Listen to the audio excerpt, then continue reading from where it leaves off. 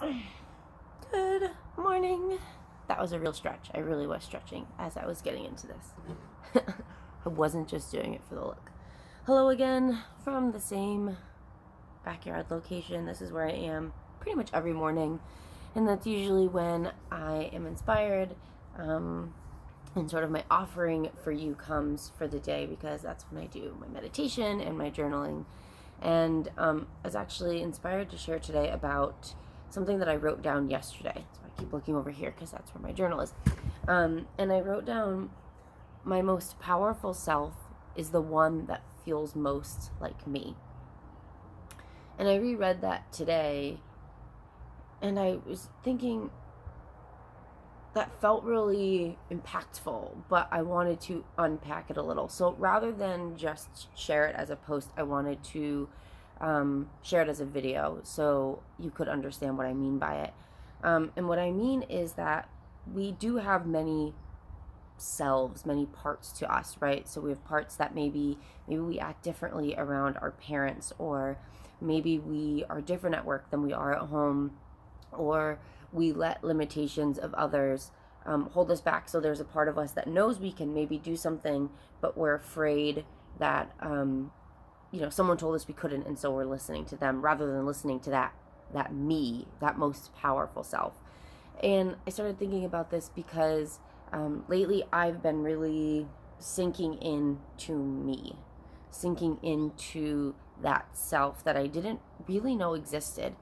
And I think part of that is happening because of this really incredible health protocol that I'm on, and it's just clearing things up in ways that they haven't been clear, I didn't realize, like since I was 3 years old. But also part of that has been pushing through the fear and those limitations that the parts of me that I was living through were feeling and experiencing, pushing through those limitations and doing the things that the me that I know is inside of me really wanted to do. And because of that, I've been able to really drop into what feels like a really powerful, incredible self. And so I wanted to explain some of those things and see if maybe that would help you start dropping into that most you place where you can have the most impact. And the reason you can have the most impact from there is because that's the place where you're acting from love, from happiness, from excitement and anticipation, rather than fear, self-doubt, worry, judgment. Those things, well, we can be productive from that place. I built a thriving business from that place. But what I'm building from this other place, this place of me, this place of what truly feels like me, feels better. And I know that it has the potential to be even more powerful than what my business can be. And my business is great. So the 4 things that I've really been doing that I feel like have helped me drop into this most powerful me, version of me, is being more creative. So allowing myself, and I think I've talked about this a bit, but allowing myself to really flow in that creative state, and not like, for example, when I'm creating an image, let's say on Canva for Instagram, normally I would find myself getting sort of irritated that it was taking so long. Like, why can't I just get this done? Let me just get this done now. And I've been leaning into that creative process, something as simple as that, allowing myself to just take my time on it, figure out what I want and just have fun with it. And then when I'm choosing the graphic that I want to post, instead of viewing it through the lens of what's going to get the most likes, I view it through the lens of which one do I like the most, which one am I genuinely drawn to, and that's the one that I use.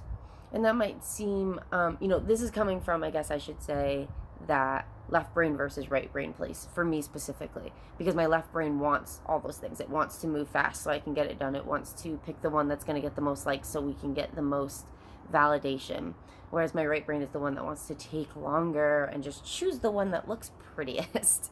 But doing that has been really incredible, and it's led me to sharing these types of things with you. I would never do video before, and I've been really diving into it, and it's been feeling really good. So that's one piece. I've also been really leaning into the flow even more so. And part of that is sort of the third thing I've been doing, which are these mornings. I resisted having a morning routine for so long, and I tried many things, like probably you have. I tried doing yoga every morning and meditating every morning, and I had this realization that I needed to find a routine that really supported me. So it didn't feel like a chore. It truly felt like support. And so this morning routine that I've come up with does feel like support. I'm not forcing myself to do one thing or the other. I find myself wanting to do one thing or the other. I'm finding myself craving this sort of a start to the day, even on a Saturday. I would normally probably not meditate on a Saturday or do any of that, but I'm finding that I'm craving the connection that I feel, connected to self, to the earth, to the universe, to my purpose. And all of those sort of sound like big things, but it's sort of interesting when you drop into it how it just feels like you. It just feels like who you are, and without it, you are not complete. And without this time, I'm finding that I don't feel complete, and I need to make time for it later if I can't get it done in the morning. So those are 3 ways that I've really been dipping into me, the full me, the me that's coming from love, excitement, anticipation. And I want to say that with all of that being said, that doesn't mean there's not fear. That doesn't mean that I don't wake up on days that I have to record an episode, that I get to record an episode for my podcast, and I'm not nervous and my heart isn't pounding. That happens. Oh, hell yeah, that still happens. But I think the meest me has realized that, like, that's great. That's totally normal. And I've always said that, but I'm really feeling it. Like, I keep saying feel the fear and do it anyway, because that's honestly how I've been feeling. Getting intentional about finding your youest you. So how do you do that? Before I end this, let me tell you how I recommend doing that.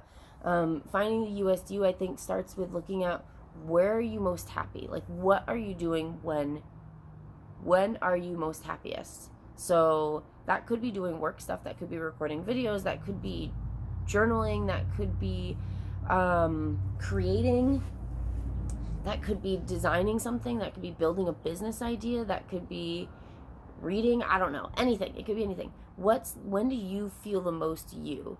And then when do you feel the least you? When do you feel like you're doing something because you have to?